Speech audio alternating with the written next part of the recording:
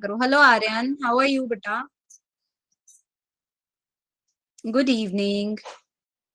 चलो देखो बच्चे, रिडॉक्स रिएक्शन में हमने ऑक्सीडेशन नंबर तक कर लिया था। एक छोटा सा हमने एज अ टेस्ट कह लो क्वेश्चन रखा है कि हमें यहाँ पे ऑक्सीडेशन नंबर निकालना है फोस्फोरस का। H4P2O8 में फोस्फोरस का ऑक्सीडेशन नंबर क्या होगा? ठीक है, सबको अगर ऑक्सीडेशन नंबर निकालना याद है तो you all can very easily do it. तो एक बार ये मेरे को फटाफट से करके बता दो कि ऑक्सीडेशन नंबर जो है H4 उसका क्या होगा। ठीक है, मैं पोल रेस करती हूँ, पोल में आंसर कर सकते हो आप लोग। चैट में नहीं लिखेगा कोई, सारे बच्चे पोल में करेंगे। Don't write in the chat box, just answer in the poll बेटा।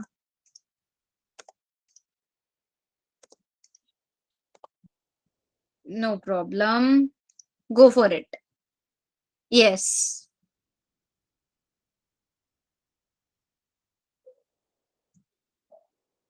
Very good. 3 वोट्स आई हैं अभी तक, फटाफट से वोट करो।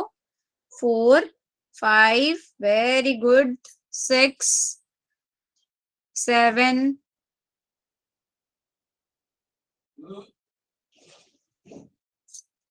7, 8, good good good.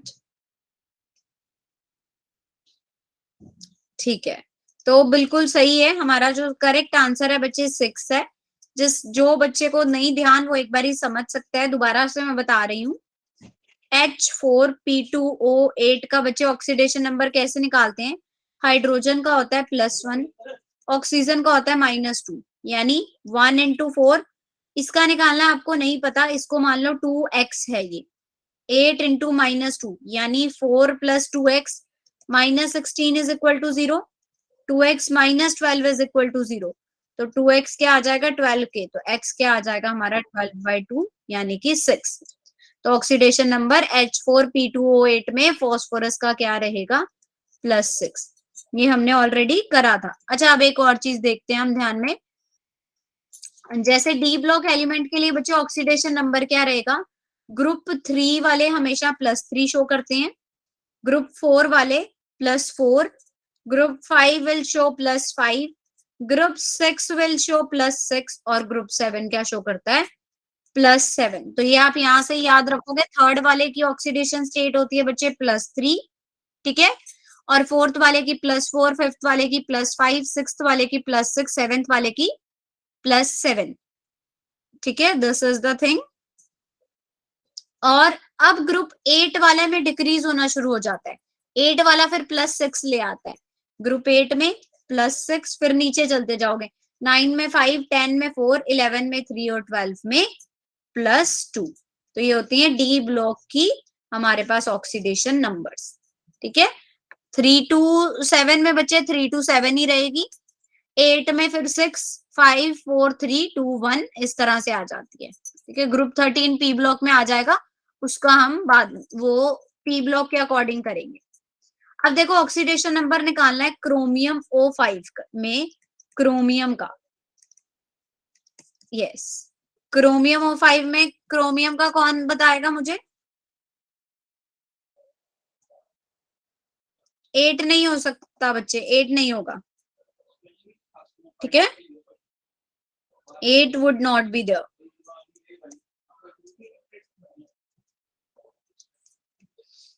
Yes, go for it. Chromium का ऑक्सीडेशन नंबर इसमें क्या निकल सकता है? रोहित है क्या क्लास में? रोहित नहीं, पेरोक्साइड से होगा। कैसे कैसे कर सकते हैं इसको? कोई आइडिया है किसी को? पेरोक्साइड से मत करो, सिंपल करो इसको। अभी हम सिंपल वाले ही कर रहे हैं बच्चे, सिंपल वाला ही कर रहे हैं इसको। क्रोमियम +5 into -2 कर लो इज इक्वल टू 0, यानी -10 इज इक्वल टू 0। तो क्रोमियम का यहाँ पे 10 शो किया हमने, +10। ठीक है, ये आ गया हमारे पास। लेकिन अब हमें पता है कि ग्रुप 6 का है एलिमेंट। ठीक है ना, क्रोमियम जो है ग्रुप 6 का है और वील हैव ऑक्सीडेशन नंबर +6, यानी उसकी मैक्सिमम ऑक्सीडेशन बेटा +6 ही होती है। तो डिफरेंस कितना है दोनों के बीच में? 10 और 6 के बीच में डिफरेंस कितना है? 4 है। मैक्सिमम उसकी कितनी होती है? +6। क्रोमियम का अगर आप देखोगे +6 होगी मैक्सिमम। तो डिफरेंस बिटवीन कैलकुलेटेड और मैक्सिमम ऑक्सीडेशन स्टेट में क्या है? 4 है। तो ये क्या कहता है कि 4 ऑक्सीजन एटम जो है उनका -1 ऑक्सीडेशन स्टेट होगा, जबकि 1 ऑक्सीजन एटम का -2 होगा। ठीक है ना? 4 ऑक्सीजन एटम जो है वो -1 ऑक्सीडेशन स्टेट करेंगे शो, और 1 ऑक्सीजन एटम क्या शो करेगा? -2 की ऑक्सीडेशन स्टेट। तो ये चारों सिंगल सिंगल बॉन्ड होंगे, तभी हम क्रोमियम के ये चारों सिंगल बॉन्डेड जो हैं बच्चे, इनकी ऑक्सीडेशन स्टेट -1 -1 -1 है, और इस वाले की सिर्फ -2 है। इस वाले की क्या है? -2। क्लियर हुई ये बात? ये इस तरह से हम इसको करते हैं। ओके, सही है, बिल्कुल सही बोला है, 6 होगा। वेरी गुड बेटा। ठीक है मयंक, ग्रेट, गुड। चलो अब हम क्या करते हैं? N factor. ये हमारे पास अब नया टॉपिक है कि एन फैक्टर निकालना या फिर वैलेंसी फैक्टर निकालना। How we can calculate N factor और वैलेंसी फैक्टर। तो ये चीज बच्चे किस पे डिपेंड करती है? ये डिपेंड करती है कि ऑक्सीडेशन स्टेट में कितना चेंज आ रहा है। ठीक है ना? It is calculating depending upon the change in oxidation state. हमारे ऑक्सीडेशन स्टेट में कितना चेंज आता है, ये उस चीज पे डिपेंड करती है। तो इसको लर्न करने के क्या रूल्स हैं? सबसे पहले तो बच्चे ऑक्सीडेशन स्टेट का चेंज देख लो।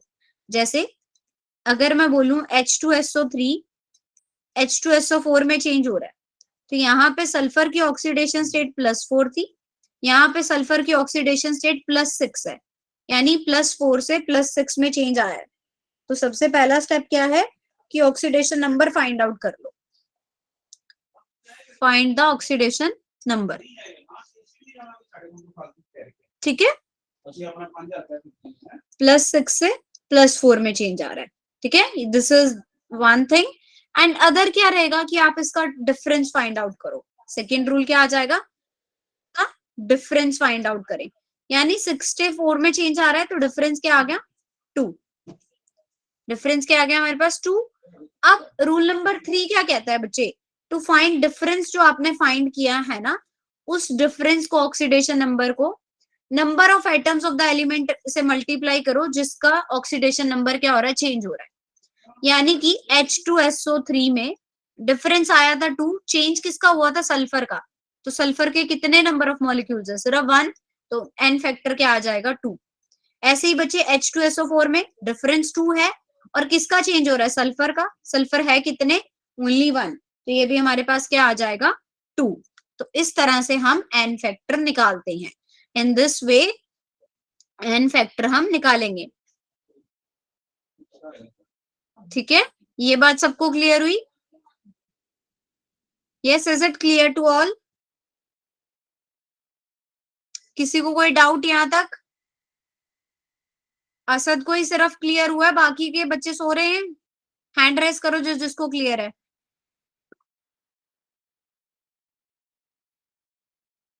सिर्फ 4-5 बच्चों ने। ओके तान्या, एक बार रिपीट कर लेते हैं। बेटा ध्यान से इधर ही थोड़ा फोकस रखा करो, अभी जो बैलेंसिंग करने वाले हैं ना वो थोड़ा मुश्किल है, तो इधर उधर नहीं ध्यान भटकाना, सारा ध्यान यहीं पे रखो। देखो बच्चे, एन फैक्टर हम कैसे निकालते हैं? सबसे पहला क्या है हमारा रूल कि आपको ऑक्सीडेशन नंबर निकालना है। ठीक है, हमने दोनों में से सल्फर का ऑक्सीडेशन नंबर निकाल लिया। फर्स्ट का 4 आया था, सेकेंड का 6 आया। तो सेकेंड क्या निकालोगे आप? उनके बीच में डिफरेंस कितना है ऑक्सीडेशन नंबर में? तो 6 - 4 कितने का डिफरेंस था? 2 का। वो चीज आपने लिख ली। थर्ड क्या होगा बच्चे? थर्ड वो क्या कहता है कि जितना डिफरेंस आया है ना ऑक्सीडेशन नंबर में, उसको मल्टीप्लाई करो। मान लो डिफरेंस मेरा 2 है, उसको मल्टीप्लाई किससे करें? जिस एलिमेंट की ऑक्सीडेशन स्टेट चेंज हो रही है उसके कितने नंबर ऑफ एटम है। अब H2SO4 था, डिफरेंस 2 है, सल्फर की ऑक्सीडेशन स्टेट चेंज हुई थी ना, तो सल्फर तो सिर्फ ओनली 1 ही है, तो 2 × 2 क्या हो जाएगा? 2। तो इसका एन फैक्ट क्या आ जाएगा हमारे पास? 2। अब क्लियर हुआ? यस तानिया? ओके बेटा, कोई बात नहीं अनुराग, अभी जो चल रहा है बच्चे उससे समझना। ठीक है, अगर कोई प्रॉब्लम आएगी फिर आप एक बार ये रिकॉर्डिंग भी देख सकते हो, मैंने रिकॉर्डिंग ऑन कर रखी है बच्चे। अब क्या कह रहे हैं?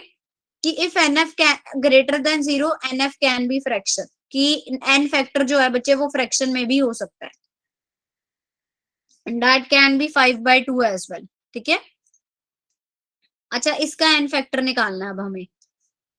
Na2S से Na2SO4, S का ऑक्सीडेशन स्टेट निकालो, सोडियम का 1 होता है, 2 into 1 plus S is equal to 0, S की ऑक्सीडेशन स्टेट आ गई -2, यहाँ पे निकालो 2 into 1 plus x, 2 into -4 is equal to 0, यानी x इज इक्वल टू +6। तो चेंज कितने में आ रहा है, -2 टू +6 में चेंज हो रहा है। अब डिफरेंस क्या आ जाएगा, 6 माइनस -2, 6 + 2 यानी कि 8 का डिफरेंस आया। एन फैक्टर में डिफरेंस कितने का आया बच्चे, 8 का। अब क्या निकालते हैं, s तो एक ही है, तो इस केस में भी 8 इंटू 1 8 हो जाएगा, और यहाँ पे भी s 8 है, तो 8 ही हमारा आंसर आएगा। पहले ऑक्सीडेशन नंबर निकाला दोनों का, फिर डिफरेंस निकालना है, दोनों के बीच में 8 8 आया। डिफरेंस निकालने के बाद हम क्या करते हैं, जितने s नंबर ऑफ मॉलिक्यूल है उतने से मल्टीप्लाई कर दो आप डिफरेंस को, then you will get the answer. ठीक है, ये बात क्लियर हुई सबको? ये वही चीज है, बस एक क्वेश्चन हमने रिपीट करा। ठीक है, अब जो भी बच्चे नए आए हैं बेटा, जिन्होंने अभी ज्वाइन करा है, don't be worry, we are starting with the new topic. अब हम नया टॉपिक अपना शुरू करने वाले हैं, जो कि हमारे पास है टाइप्स ऑफ रेडॉक्स रिएक्शन। ठीक है, टाइप्स ऑफ रेडॉक्स रिएक्शन से हम शुरू करते हैं। सबसे पहली रेडॉक्स रिएक्शन हमारे पास आती है कॉम्बिनेशन रिएक्शन।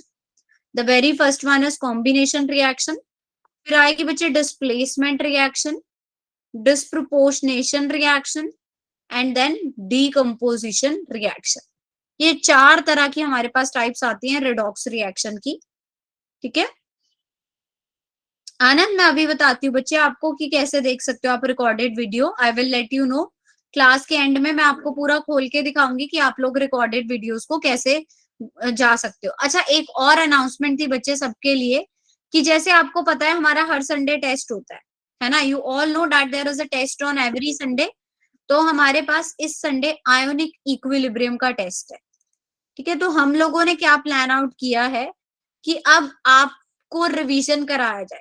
सैटरडे को आपकी एक एक्स्ट्रा क्लास के थ्रू आपको ये रिवीजन कराई जाए आयोनिक इक्विलिब्रियम की, ताकि आपका जो संडे का टेस्ट है वो बेटर हो पाए। ठीक है ना, कुछ क्वेश्चंस बता दिए वाले नहीं, कुछ क्वेश्चंस प्रैक्टिस करा देंगे, जिससे कि आपको लगेगा कि अब हमारे टेस्ट जो है वो स्मूथ चल रहे हैं। तो सैटरडे को ये एक्स्ट्रा क्लास कौन कौन लेना चाहता है? सबसे पहले तो वो बच्चे हैंड रेस करो जिसको लगता है कि हाँ ये क्लास होनी चाहिए। That's raise your hand. 10 11 सिर्फ 12 13 14, मतलब ठीक है, काफी बच्चों ने हैंड रेस किया है। और टाइमिंग अगर हम रखें 3 to 4 PM, अब वो बच्चे हैंड रेस करना जिनको ये टाइमिंग भी सूट करती है, चलेगा इस टाइम पे भी चलेगा 3 से 4 का। ठीक है, ग्रेट। क्या प्रॉब्लम है? जिसको प्रॉब्लम है वो मेरे को एक बार चैट में बताएगा। Yes Puja, what's the problem? अभी तो बच्चे छुट्टियां ही चल रही हैं। ट्यूशन तो किस टाइम पे आप लोग चाहते हो, किस टाइम पे कर सकते हो, किस टाइम पे? अपना टाइम बताओ। शाम को तो बच्चे ये क्लासेस होती ही है ना, शाम से पहले आपकी कोई क्लास लगे, 5 बजे तो आपकी क्लासेस शुरू ही हो जाती हैं। That's so nice of you Mayank. अभी तो क्रिश छुट्टी चल रही है स्कूल की, 12 बजे सुबह। 1 बजे का क्या है सबका? 1 से 2 चलेगा? 1 से 2, 1 से 2 में तो किसी को कोई प्रॉब्लम नहीं है। ठीक है, 1 to 2 वाला फिर देखते हैं। तो ये एक्स्ट्रा क्लास की आपको इन्फॉर्मेशन आ जाएगी। ठीक है, एक बार ही सारे डिस्कस कर लेंगे बाकी ग्रुप्स में भी, क्योंकि ये एक ही रखेंगे हम, ओवरऑल में एक ही रखेंगे सबकी। तो बाकी ग्रुप्स में डिस्कस करके फिर आपको टाइम टेबल बता देंगे इसका। ठीक है, तो ये 4 तरह की रिएक्शंस है बच्चे, कॉम्बिनेशन, डिस्प्लेसमेंट, डिस्प्रोपोर्शनेशन और डीकम्पोजिशन। अब हम इन चारों रिएक्शंस को टर्म बाय टर्म स्टडी करते हैं। सबसे पहली आती है हमारे पास कॉम्बिनेशन रिएक्शन। ठीक है, कॉम्बिनेशन रिएक्शन का क्या मतलब, जैसे कभी कोई टीचर नहीं आता स्कूल में तो बोला जाता है ना क्लासेस कंबाइन कर लेते हैं, मीन्स उन दो क्लासेस को कंबाइन करके एक क्लास बना ली, तो ए प्लस बी को कंबाइन करके एक ही कंपाउंड बना लिया, जैसे सी प्लस ओ टू मिलके CO2 बना लेते हैं, तो this is considering as combination reaction. इस तरह की रिएक्शन को हम क्या बोलते हैं कि ये कॉम्बिनेशन रिएक्शन है। सेकेंड आती है बच्चे डिस्प्लेसमेंट रिएक्शन।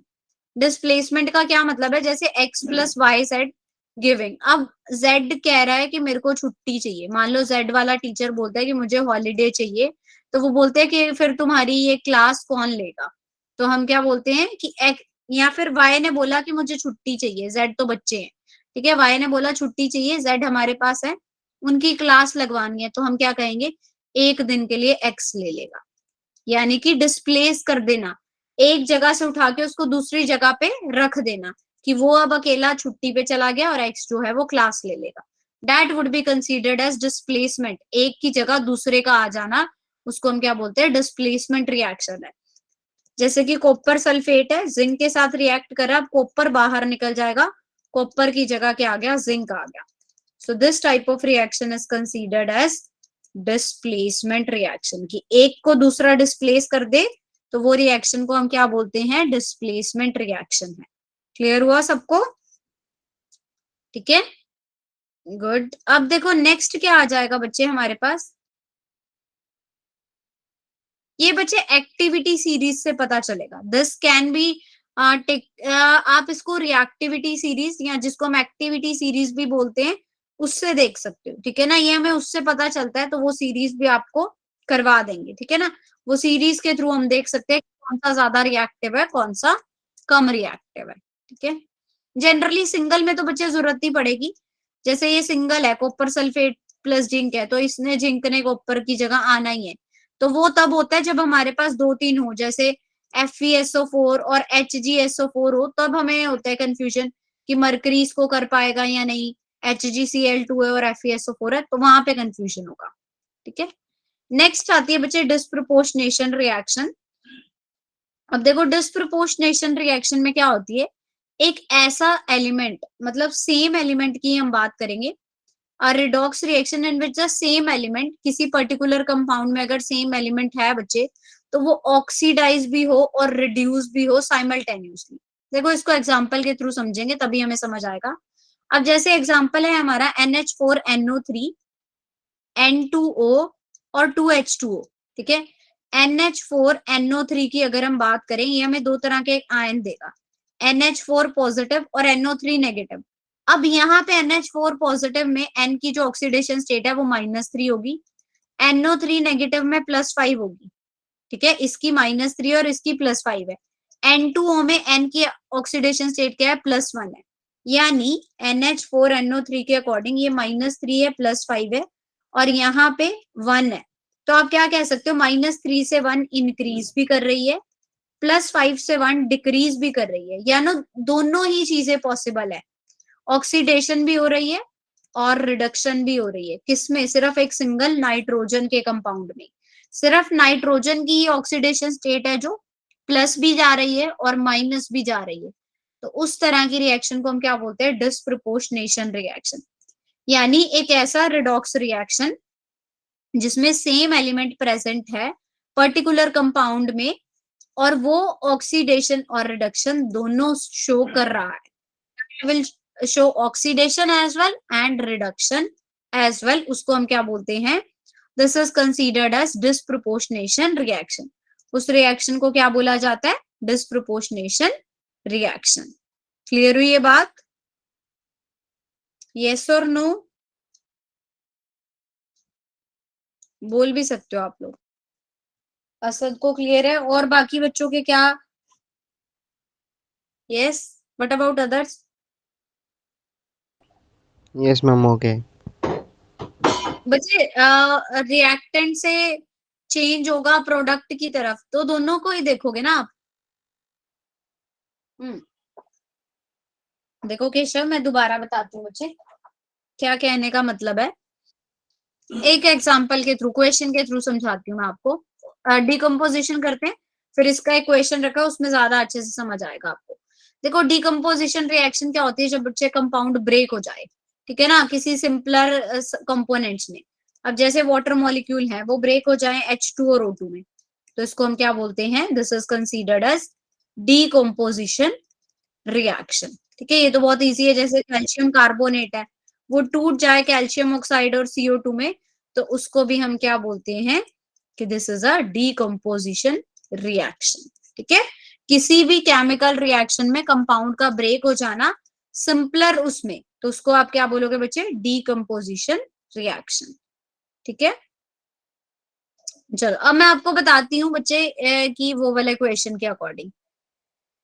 ये देखो एक चीज कॉम्बिनेशन, मैं आपको ये यहां से देखेंगे हम, इसमें क्या पूछा गया है कि which of the following species do not show disproportionation reaction. इसमें पूजा ने भी एक क्वेश्चन पूछा था कि मैम आपने कोई एन वाला फॉर्मूला बताया था, वो भी रिपीट हो जाएगा। तो पूजा ये मत सोचना मैम ने मेरा क्वेश्चन इग्नोर कर दिया, मैंने इसीलिए रखा था बच्चे आगे के लिए, क्योंकि वो यूज होना था फॉर्मूला। देखो लास्ट टाइम बच्चे हमने एक फॉर्मूला पढ़ा था ऑक्सीडेशन स्टेट की रेंज का।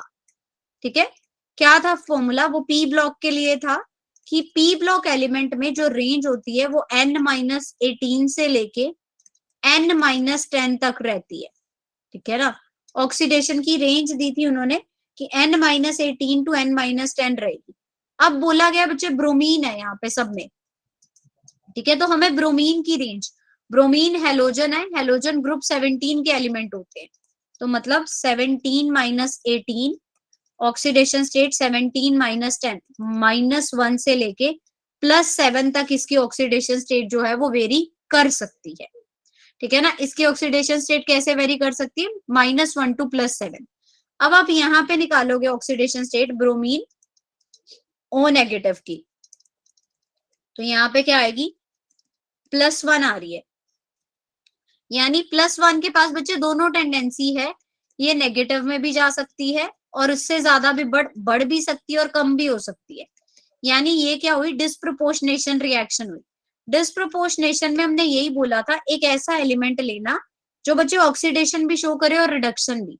अब इसके पास वैल्यू आई है +1 की, हमारे पास रेंज क्या होती है, -1 और +7, यानी ये +1 से कम भी शो कर सकती है और +1 से ज्यादा भी, दोनों रेंज शो कर सकती है। अब अगर आप ब्रोमीन O2 नेगेटिव की बात करोगे, इसकी वैल्यू आएगी +3, +5, +3 नेगेटिव भी हो सकती है और +3 से आगे भी जा सकती है, +5 पीछे भी जा सकती है और आगे भी जा सकती है, लेकिन यहाँ पे वैल्यू सिर्फ +7 रह जाती है। अब +7 इससे ज्यादा नहीं बढ़ सकती, लेकिन पीछे जा सकती है। ठीक है ना, नेगेटिव दे सकती है वैल्यू, बट +7 से ज्यादा 8-9 नहीं पॉसिबल। तो हम क्या बोलेंगे कि इसमें सिर्फ रिडक्शन हो सकती है, ऑक्सीडेशन नहीं पॉसिबल, तो this will not undergo disproportionation reaction. तो ये जो कंपाउंड है वो हमें डिस्प्रोपोर्शनेशन रिएक्शन को नहीं शो करेगा। ठीक है ना, डिस्प्रोपोर्शनेशन रिएक्शन ये नहीं शो करता, सो दैट्स व्हाई ये क्या हो जाएगा हमारा, गलत हो जाएगा। ठीक है, this would be not showing any disproportionation reaction.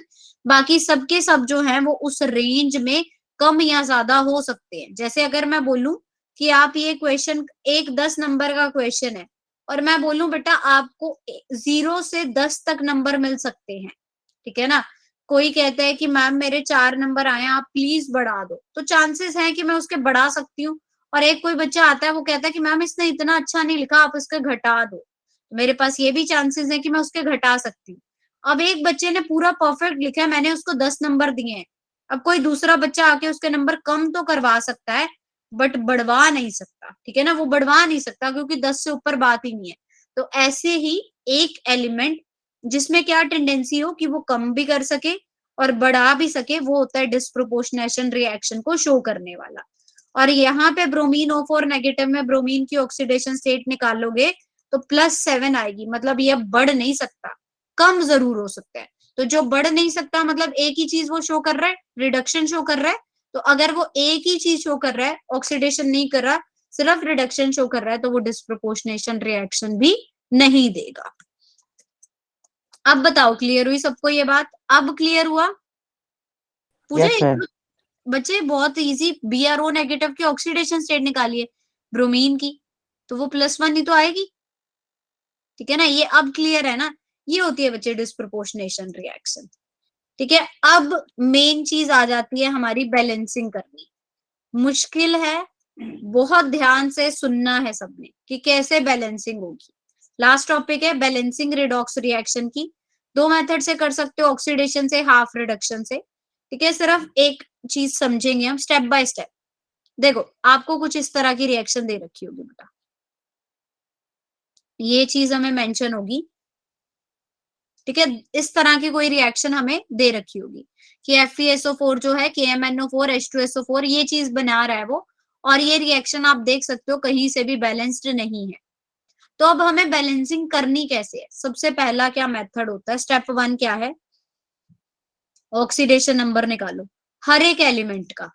जैसे FeSO4 में पहले आयरन का, सल्फर का, ऑक्सीजन का, KMnO4 में K का, Mn का, O का, H2SO4 में तीनों का, रिएक्टेंट में, प्रोडक्ट में, सब में क्या करोगे आप, पहला स्टेप है ऑक्सीडेशन नंबर निकालना, ठीक है। सबके ऑक्सीडेशन स्टेट जब निकल गए तब हमें इसकी आयोनिक इक्वेशन निकालनी है, ठीक है ना, हमें सिर्फ आयंस लेने हैं। तो अब वो चीजों को छोड़ दो जो मैक्सिमम और मिनिमम को शो कर चुकी हैं, ठीक है ना, जो अब ऑक्सीडेशन और रिडक्शन नहीं शो कर सकती। आयरन का +2 है बट इसकी इसके ऊपर भी टेंडेंसी होती है। सल्फर मैक्सिमम शो कर रहा है +6, तो इसको छोड़ दो। ऑक्सीजन -2 मिनिमम अपनी एक्टिवेशन शो कर रहा है, इससे नीचे नहीं जा सकते हम ऑक्सीजन में, तो इसको छोड़ दिया, यहाँ से Fe+2 ले लिया हमने, ठीक है। सिमिलरली KMnO4 में देखो K+1 शो कर रहा है, K की +1 ही होती है मैक्सिमम, मैंगनीज की +7, ठीक है। और यहाँ पे हमें आयन लेना है, आयन क्या ले लोगे आप, मैंगनीज O4 नेगेटिव, आयन इसका ले लिया। H2SO4 पूरा ही नहीं लेते हम, यहाँ पे आयरन का +3 लोगे आयोनिक इक्वेशन बनाने के लिए। MnSO4 में Mn+2 लोगे क्योंकि +6 और -2 नहीं लेंगे, वाटर न्यूट्रल है, इसको भी हम एग्जीक्यूट नहीं करते। ऑक्सीडेशन नंबर निकालने के बाद सबसे पहली चीज क्या होती है, रिएक्शन को आयोनिक फॉर्म में कन्वर्ट कर दो बाय एलिमिनेटिंग द एलिमेंट और species which are not undergoing either oxidation और रिडक्शन, जो नहीं शो कर रहे उनको नेग्लेक्ट कर दो। तो एक आयोनिक इक्वेशन बन गई हमारे पास, Fe2 positive plus MnO4 negative gives Fe3 positive plus manganese 2 positive. सबसे बड़ा चैलेंज ही यही होता है आयोनिक इक्वेशन को बनाना, ठीक है। सबसे बड़ा चैलेंज क्या है बच्चे, आयोनिक इक्वेशन को बनाना। तो इसको बहुत ध्यान से आप लोगों ने देखना है कि किस तरह से हम कर सकते हैं, ठीक है। आयंस बनाने होते हैं बच्चे, देखो एक आपको सिंपल सा वो बताते हैं, यहाँ पे हम क्या करेंगे, आपको सबकी ऑक्सीडेशन स्टेट देखनी है। Fe की +6 मैक्सिमम है, ऑक्सीजन की -2 मिनिमम है, इनको काट दो, यहाँ से सिर्फ आयरन ले लो, Fe2 पॉजिटिव ले लिया। KMnO4 में हम क्या लेंगे, ऑक्सीजन भी वेरी करेगा अभी और मैंगनीज भी करेगा, पोटाशियम का +1 है क्योंकि हमने पढ़ा था एल्कली मेटल्स जो है वो +1 शो करती हैं, ठीक है। तो इसमें हमने MnO4 नेगेटिव ले लिया, वैसे भी ये किसमें कटते, KMnO4 आयन कौन से बनाते, K पॉजिटिव और MnO4 नेगेटिव, K नेगेटिव को कर दो निगलेक्ट।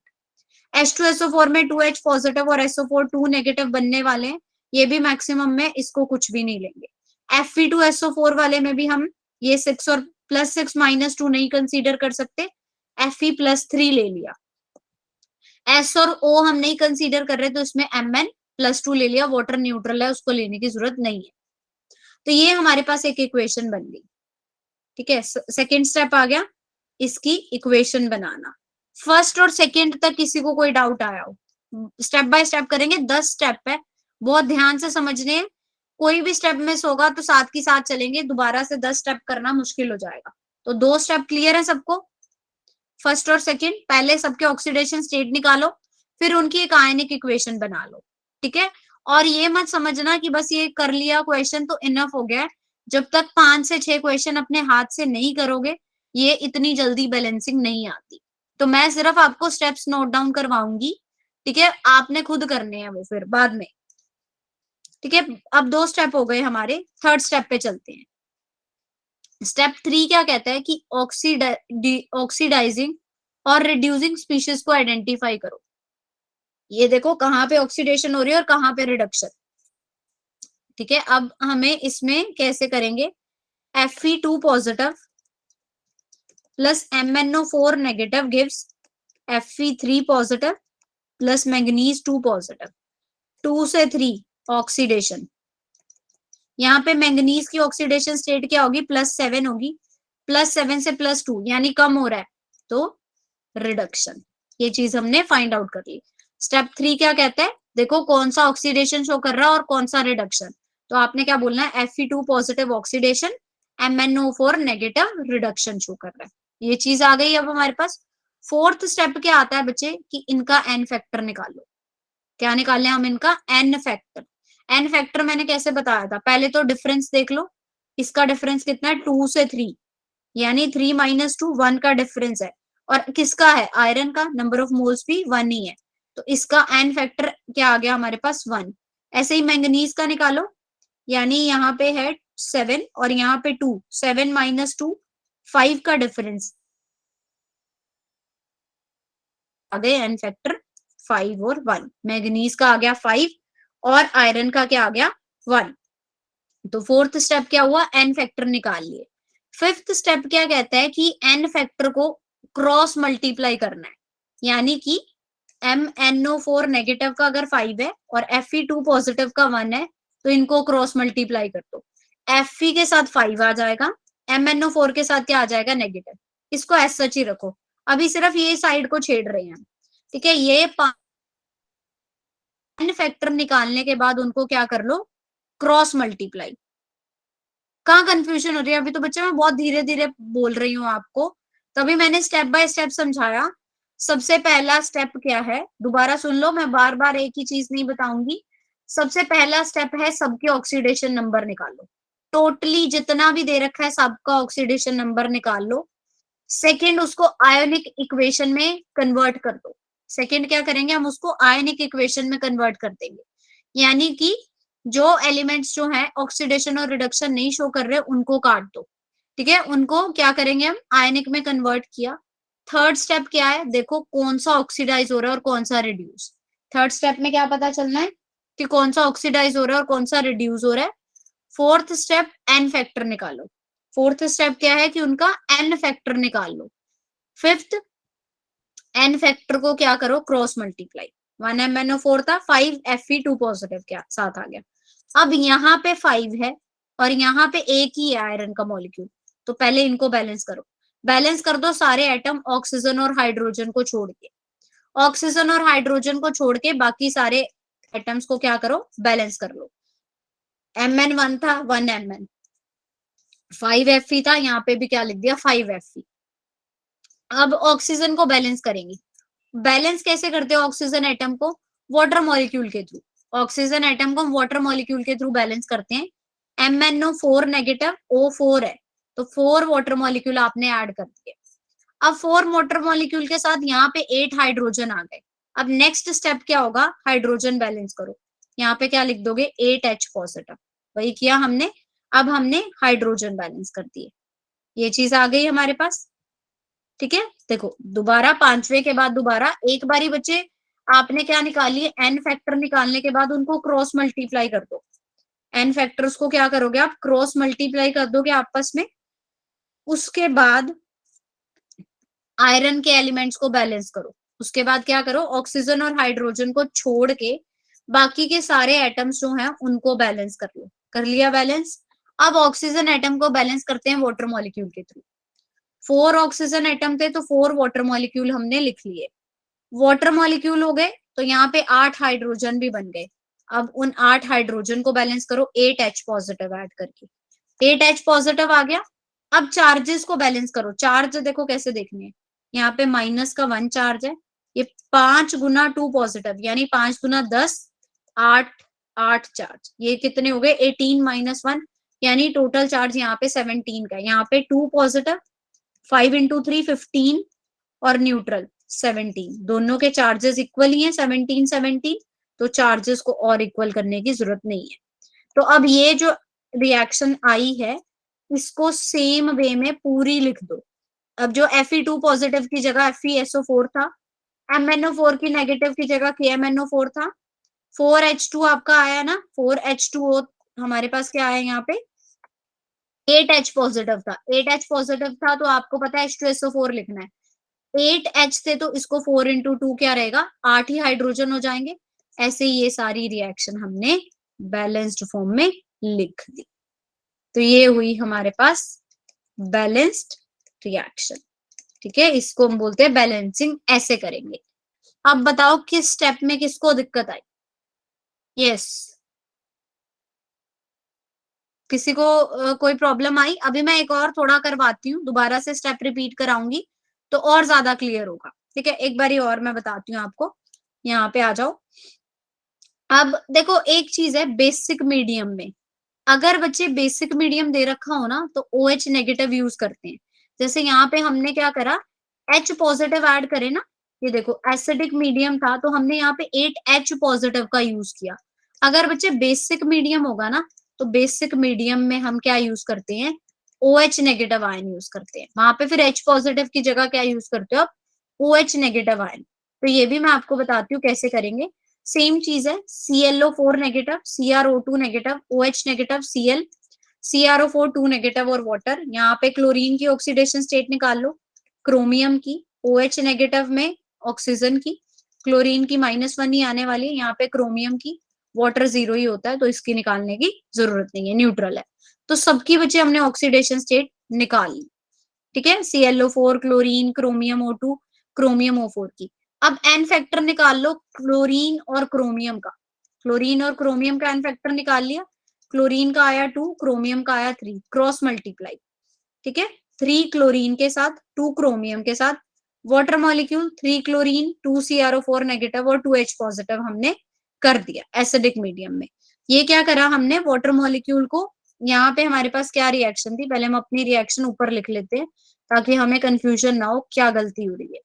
हमारी रिएक्शन थी ClO negative plus CrO2 negative. यहाँ पे क्या था हमारे पास, CrO2 negative, CrO2 negative plus, plus में क्या है हमारे पास OH negative, this is giving Cl negative plus CrO4 2 negative along with H2O, along with क्या है, वाटर मॉलिक्यूल। ठीक है, अब यहाँ पे हमने क्या करा है, 3 ClO नेगेटिव, 2 CrO2 नेगेटिव और OH नेगेटिव की जगह हमने क्या करने हैं, यहाँ पे वाटर मॉलिक्यूल प्लस कर दिया। अभी हमने OH नेगेटिव नहीं लिया, सिंपल एक वाटर मॉलिक्यूल लिया है। यहाँ पे वाटर मॉलिक्यूल लिया तो आप इधर क्या लिखोगे बेटा, 2H पॉजिटिव, यानी कितने आयन है, 2H पॉजिटिव के आयन हमने ऐड किए हैं। अब ये चीज थी अपना, आप OH नेगेटिव एटम भी ले आओ, आपके पास क्या है 3 ClO4 नेगेटिव, 2 CrO2 नेगेटिव और वाटर था। जितने बच्चे H पॉजिटिव आयन होते हैं ना, 2H पॉजिटिव आयन थे ना, उतने ही OH नेगेटिव आयन हम दोनों तरफ ऐड करेंगे। Same number of OH negative ion हम दोनों तरफ ऐड करेंगे जितने H पॉजिटिव होंगे। यहाँ पे आपके पास 2H पॉजिटिव था तो दोनों तरफ आपने कितने ऐड कर दिए, 2 OH नेगेटिव आयन ऐड कर दिए। अब देखो H पॉजिटिव और OH नेगेटिव आयन को हम वाटर मॉलिक्यूल लिखते हैं, यानी 2 OH और 2 H पॉजिटिव और 2 OH नेगेटिव आयन ने मिलके क्या बना दिए, 2 वाटर मॉलिक्यूल। इसको आप लिख सकते हो 2 वाटर मॉलिक्यूल। अब ये 2 वाटर मॉलिक्यूल है, यहाँ पे भी एक वाटर मॉलिक्यूल है, दोनों को क्या कर सकते हैं हम, प्लस माइनस कर दिया, इसको उधर ले गए, ये माइनस हो जाएगा, यानी 1 वाटर मॉलिक्यूल रह गया। अब आप देखोगे आपके पास रिएक्शन वही बैलेंसिंग में आ जाएगी। चार्जेस भी आप कर लो, अब चार्ज देख लो, -3, -2 और -2, -7 चार्ज है, -3 और -4, इधर भी -7 चार्ज है, और ये परफेक्टली बैलेंस्ड इक्वेशन है हमारे पास। This type of equation is considered as perfectly balance equation. तो चेंज कहाँ आएगा, बेसिक मीडियम में आपको क्या करना है कि जितने H पॉजिटिव आयन होते हैं ना, किसकी तरफ, प्रोडक्ट की साइड, जितने प्रोडक्ट की साइड H पॉजिटिव आयन है same number of OH negative ion दोनों साइड, रिएक्टेंट भी और प्रोडक्ट की साइड भी आपको क्या करने हैं, प्लस कर देने हैं दोनों साइड, और फिर H पॉजिटिव और OH नेगेटिव आयन को मिला के क्या बना देना है, वाटर मॉलिक्यूल। उन दोनों को एज अ वाटर मॉलिक्यूल आप लिख दोगे। ठीक है, ये स्टेप के बारे में दोबारा लिख रखा है। स्टेप 1 क्या था, ऑक्सीडेशन नंबर असाइन करो। सेकेंड स्टेप क्या कहता है, उसको आयनिक फॉर्म में लिखो। थर्ड स्टेप क्या कहता था, देखो कौन सा ऑक्सीडाइज हो रहा है और कौन सा रिड्यूस हो रहा है। फोर्थ स्टेप में हमने क्या निकाला था, एन फैक्टर। फिफ्थ स्टेप में क्रॉस मल्टीप्लाई करो एन फैक्टर को एक दूसरे के साथ। फिफ्थ, बैलेंस करो सारे एटम्स एक्सेप्ट ऑक्सीजन और हाइड्रोजन। ऑक्सीजन और हाइड्रोजन को छोड़ के बाकी सारे एटम्स को क्या कर लो, बैलेंस कर लो। और स्टेप 7 में हमने क्या पढ़ा था कि फिर ऑक्सीजन एटम को बैलेंस करो, कैसे, वाटर मॉलिक्यूल ऐड करके। फिर चार्ज को बैलेंस करो, फिर जो आयनिक इक्वेशन थी उसको मॉलिक्यूलर फॉर्म में लिख लो, और वो आपकी फाइनल इक्वेशन होगी। That would be your final equation. ठीक है, और बेसिक मीडियम के लिए क्या था, एसिडिक मीडियम में तो सेम चीज चली थी। बेसिक में देखो क्या था, add to both side same number of OH negative ion. जितने H पॉजिटिव आयन है फिर H पॉजिटिव और OH नेगेटिव को कंबाइन करके क्या बना लो, वाटर मॉलिक्यूल। और जितने वाटर मॉलिक्यूल है, अगर इधर 2 वाटर मॉलिक्यूल है और इधर भी 2 वाटर मॉलिक्यूल है तो उनको कैंसिल कर दो। अगर इधर कम है उधर ज्यादा है तो वो -1 करके चल जाएगा। वो चीज को आपको करना है। ठीक है, अब बताओ किसी को कोई डाउट रह गया हो बैलेंसिंग में। बाकी मैं ये नहीं कह रही कि ये मैंने करा दिया तो आप लोग आराम से, अभी आपका टास्क क्या है, सिर्फ today only you have to attempt 4-5 question regarding balancing. ठीक है, बैलेंसिंग के 4 से 5 क्वेश्चन आपको करने हैं ये स्टेप्स को फॉलो करते हुए।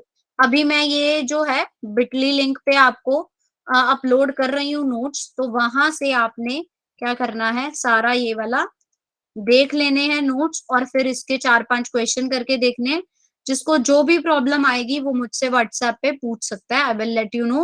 और आज मैं फोन थोड़ा पास ही रखूंगी ताकि आपको अगर कोई प्रॉब्लम आ रही है तो मैं बता सकूं। ठीक है, क्लियर सबको? यस, किसी को कोई डाउट है, किसी को कुछ पूछना है? मैं आनंद आपको यही बता रही हूँ बच्चे। देखो, मैंने एक लिंक शेयर करती हूँ, उससे मैं आपको बताती हूँ कैसे देख सकते हो आप। मैं आपको ना स्क्रीन शेयर करके ही बताती हूँ।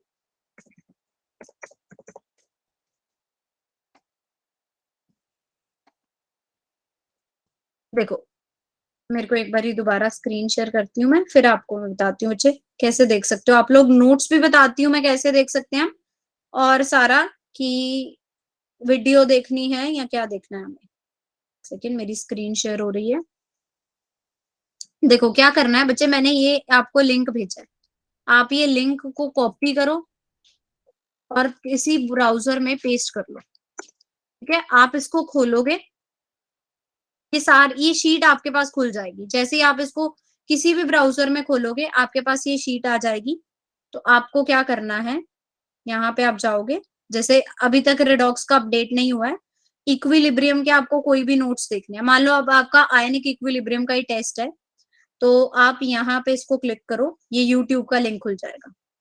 यहाँ पे जैसे ही आप इसको क्लिक करोगे, there is a YouTube link. ठीक है, ये यूट्यूब का लिंक है, आपको वीडियो देखनी है आप वीडियो देख सकते हो, ये खुल जाएगा। ठीक है, दिस थिंग, तो सारा जो भी पढ़ाया है क्लास में ये आपको यहाँ मिलेगा। उसके अलावा बच्चे अगर आपको कोई नोट्स देखने हैं, आप यहाँ पे क्लिक करो, इस लिंक में जाओ, यहाँ पे केमिकल इक्विलिब्रियम के नोट्स हैं। हर एक लेक्चर वाइज नोट है बच्चे। लेक्चर 1 के आपको देखने हैं तो आप लेक्चर 1 खोल लो। ठीक है, आपको लेक्चर 2 के देखने हैं, 3 के देखने हैं, तो जो भी आपको नोट्स चाहिए आयोनिक के, आयोनिक का देखो पार्ट 1 के नोट, पार्ट 2 के नोट्स।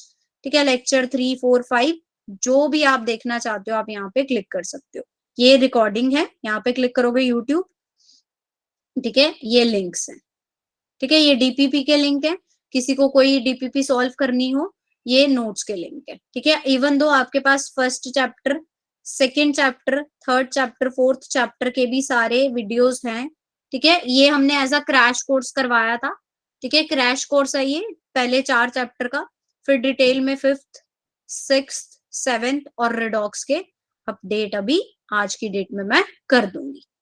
ठीक है, अभी क्लियर हुआ आनंद? Yes ma'am. ठीक है, इस तरह से बच्चे आप लोग देख सकते हो। ठीक है, रिकॉर्डेड वीडियोस, जो भी कोई डाउट रह जाता है आप उसको अच्छे से देख सकते हो। ठीक है, सो दैट्स ऑल।